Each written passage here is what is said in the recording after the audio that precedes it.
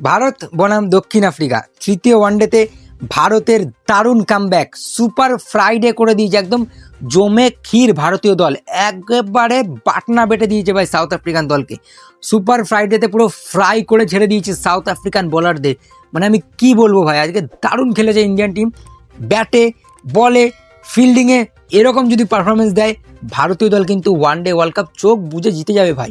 আর আজকে যা পারফরমেন্সটা করলো ভারতীয় দল সেটা তো মানে দারুণ ছিল, সুপার ফ্রাইডে করে দিয়েছে। অ্যাজ এ ইন্ডিয়ান ফ্যান আমি একদম ফুললি আজকে স্যাটিসফাইড, একদম নিশ্চিন্তে ঘুম হবে।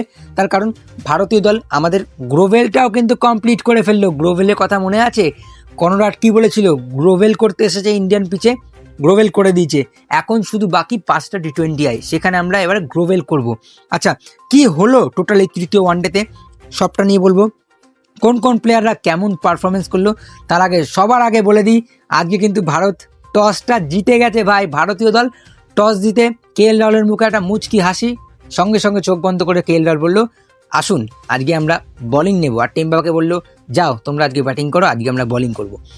আর প্রথম দিক থেকে what a spell by Arshdeep Singh আর হার্ষিত রানা দারুণ স্পেল করে দিয়ে যায়, যেখানে হার্ষিত রানা 8 ওভার বল করে 2টো মেডেন দিয়ে 44 রান দেয়।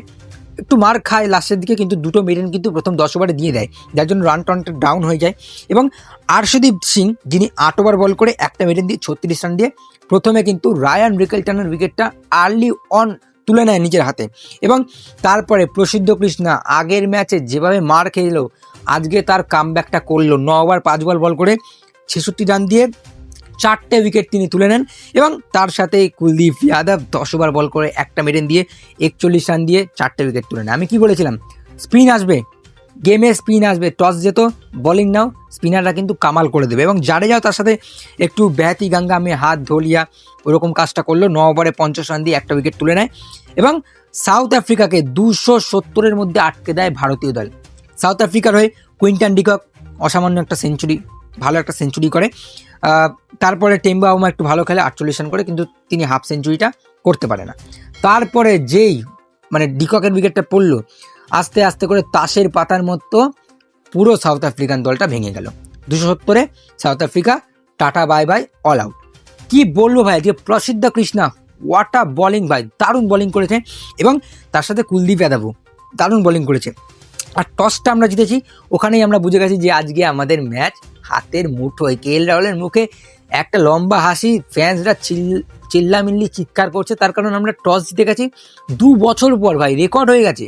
2 বছর পর ভারতীয় দল এই টস জিতলো, তাও আবার সাউথ আফ্রিকার বিরুদ্ধে, এবং টস জিতে আমি খুব খুশি। তারপরে ভারতীয় দল নামলো ব্যাটিং করতে, আর ব্যাটিং করতে নেমে টপ অফ দ্য অর্ডার যশস্বী জয়সওয়াল আর রোহিত শর্মা। একটু কঠিন ছিল প্রথম দিকে, একটু সুইং হচ্ছিল আন্ডার লাইটস, বিকেলের সময় একটু আমরা জানি রিভার্স হয় বলে, তবে নতুন বল ছিল বলে রিভার্সটা হয়নি। সেক্ষেত্রে জয়সওয়াল একটা দারুণ সেঞ্চুরি করে, 116 রান করেন তিনি 121 বলে, একটু স্লো ছিল, বাট 12টা 4 2টো 6-এর মাধ্যমে তিনি তার সেঞ্চুরিটা পূর্ণ করেন। ওদিকে রোহিত শর্মা ভাই সেঞ্চুরিটা মিস করলো ভাই, 75 করে আউট হয় 73 বলে, যেখানে 7টা 4 3টে 6 সামিল ছিল। কিন্তু রোহিত শর্মা আমি এক্সপেক্ট করেছিলাম ভাই তুমি আজকে সেঞ্চুরিটা করো, তোমার আজকে সেঞ্চুরিটা তোমার মানে ডিজার্ভ ছিল, তুমি প্রথম দিক থেকে ভালো ব্যাটিং করছিল।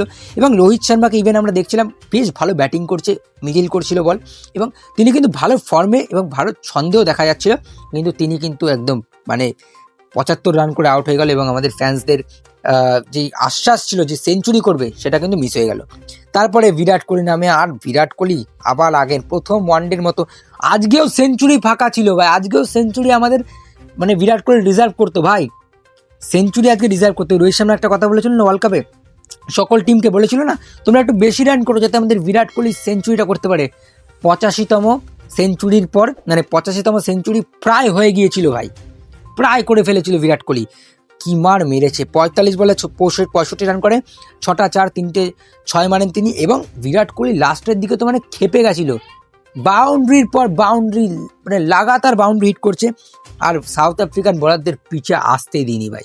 প্রথমত টস জিতলো, সেখানে খুশি। দ্বিতীয়ত ইন্ডিয়ান বোলারসদের কামব্যাক। তৃতীয়ত আজকে টিমটা দারুণ সাজিয়েছে গম্ভীর, ওয়াশিংটন সুন্দরকে রেস দিয়েছে যেটা বলেছিলাম। আর আমি বলেছিলাম যশস্বী জয়সওয়ালকে একটু বসাতে, যাকে বসানোর কথা বলছি সেই কিন্তু সেঞ্চুরি মারছে। আগের ম্যাচে বলেছিলাম ঋতুকে বসাতে, ঋতু সেঞ্চুরি।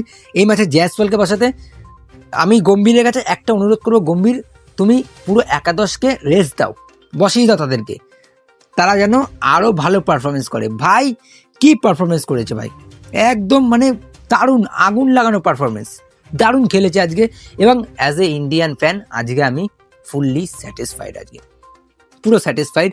সাউথ আফ্রিকাকে গ্রোভেল আমাদের কমপ্লিট করলাম, ওয়ান ডে সিরিজ আমাদের হাতের মুঠোয়। টেস্ট সিরিজ হারার পরে এই একটু সম্মান আমাদের কাছে আসলো, ওয়ান ডে সিরিজটা আমরা হাতের মুঠোয় করলাম। চলো এবার টি20 সিরিজটা বাকি আছে।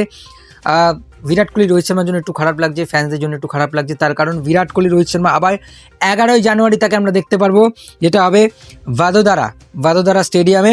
প্রথম ওয়ানডে সুপার সানডে নিউজিল্যান্ডের বিরুদ্ধে।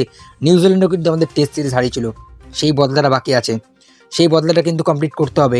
সুতরাং অবশ্যই সেই ম্যাচ মিস করবেন না। এবং তার আগে 5টা টি20 নিয়ে আরও কথা বলবো, আরও ডিটেলসে আলোচনা করব, তবে এই ভিডিওতে না, পরের ভিডিওতে। আজকে এতটুকুই থাকুক, আশা করি আপনাদের ভালো লাগবে। কেমন লাগলো এই সিরিজ, টেস্ট মানে এই ওয়ানডে সিরিজটা, এবং কেমন লাগলো আজকের ম্যাচটা অবশ্যই কমেন্টে জানাবেন।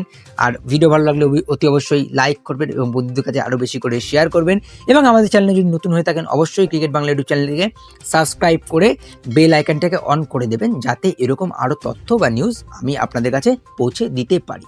কতবার বলবো, করে নাও সাবস্ক্রাইব, আর বেশি বলতে পারবো না। চলো টাটা।